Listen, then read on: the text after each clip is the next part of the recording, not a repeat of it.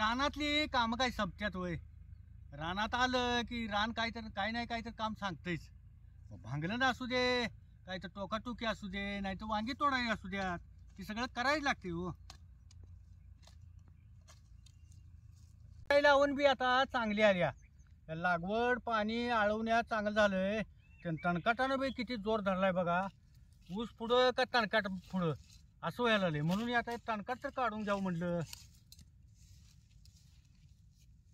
आणि बारीक आहे तणकाट तवर काढलं तर बरं, नाहीतर ह्याला लगेच बी येते. आणि घोळ तर एवढी वाईट आहे, त्याला एक प्रत्येक बोंडाला एक 100-200 बी असते बघा. आणि ते पडलं की मग सगळ्या रानभर तणकाटच.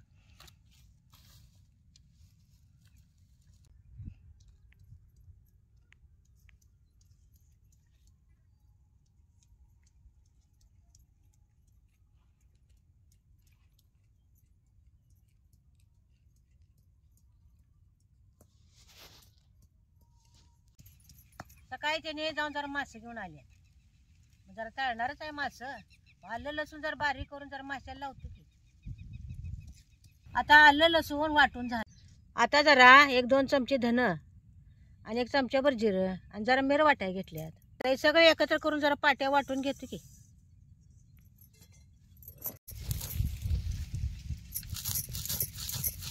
त्यावर गवळं गवळं वाटून पिठात जर घातला तर मासा खाताना एकदम खमंग लागतो या.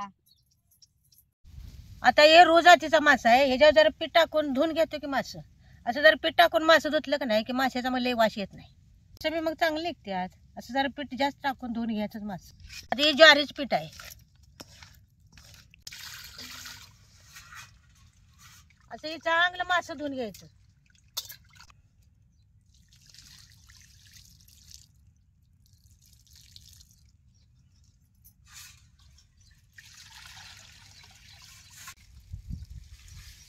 आता हे चेचलेलं आलं लसूण ह्याच्यावर टाकतो.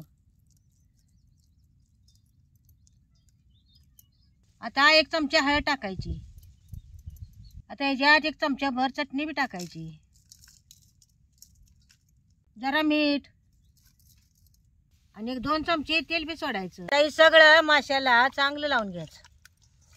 तर ह्याच्यावर 1 अर्धा लिंबू पिळून घ्यायचा. असं माशाला सगळीकडे असं चांगलं लावून घ्यायचं काही. आता जरा पीठ घेतो, जरा मासं मोरायला तो झाकून ठेवतो की. मासं तळायला ह्या वाटीनं हरभऱ्याच्या डाळीचं पीठ 1 वाटी घेतले आणि तांदळाची 1 अर्धी वाटी घेतले. आता हे दोन्ही पीठ एकत्र करून घेतो की. आता हे पाट्या वाटलेलं बी ह्यात घालायचं. आता ही चटणी मीठ बी ह्यातच घालायचं, एकत्र करायचं. तांदळाचं पीठ लय घालायचं नाही, तळताना तेल लय उडून घेते. मासं जरा कुरकुरीत व्हायला 1 अर्धी वाटीच पीठ घालायचं.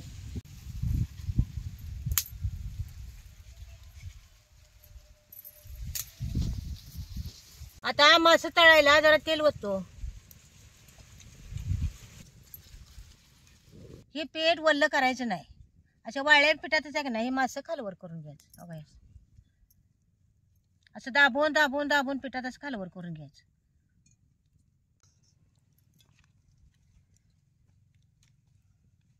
असं पीठ चौबाजूने असं खालवर खालवर करूनच हे लावून घ्यायचं असं दाबून.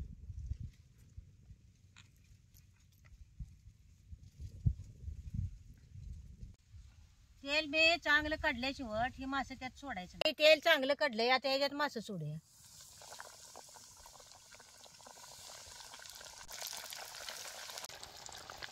असं 2-3 मासं सोडायचं. लय मासं सोडायचं नाही, मग खालवर करा येत नाही. मग खालवर करताना मग मासं तुटाय बघते. जरा खालवर करून घेतो.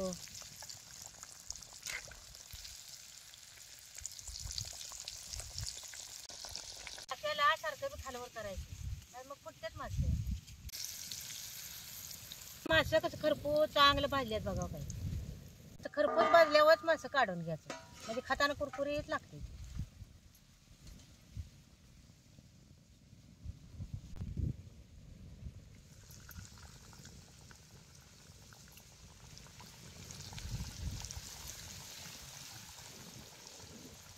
सगळं मासं पीठ लावूनच तळून घ्यायचं.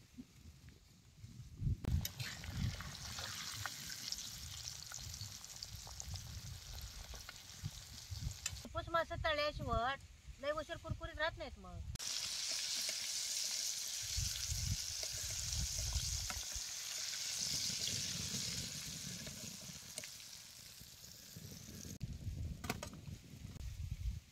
आता या माशांचं पीठ निघालं नाही, त्या माशालाच कसं चिकटवून राहिले बघा.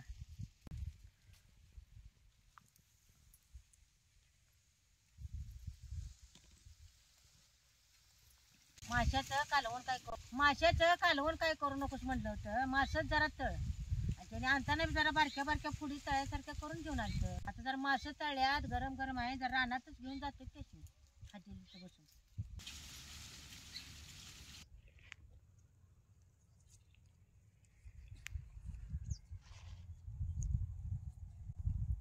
ते उसात मेथी टोकलेली कशी चांगली उगवल्या बघा. अशी मेथी पाताळ टाकली का नाही, काढीला बी मोठी होत्या आणि भाजी बी पालदारी होत्या. जेवढी मेथी टोकल्या तेवढी सगळी उगवल्या बघा मेथी. या तर जरा खावा, या गरम गरम आहे तर जरा खावा. पाणी आणलंस काय? आणलं की पाणी, हे घ्या.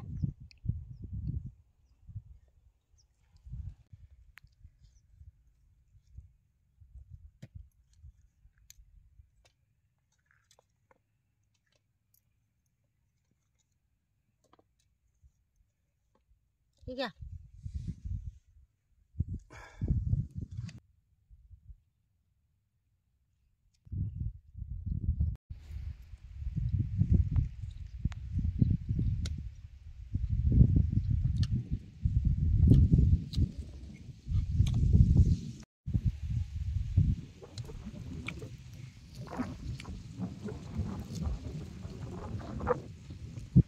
अगं लय चांगलं मासे तळलेस बघा.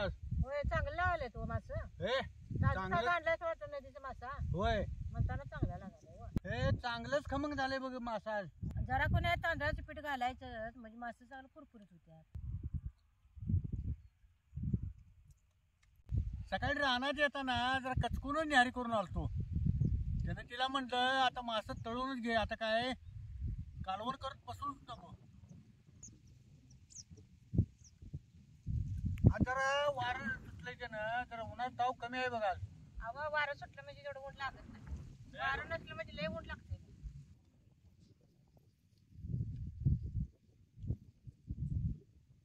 आणि मासा नदीचा ताजा ताजा चांगला असल्याशिवाय त्याला चव बी लागतच नाही.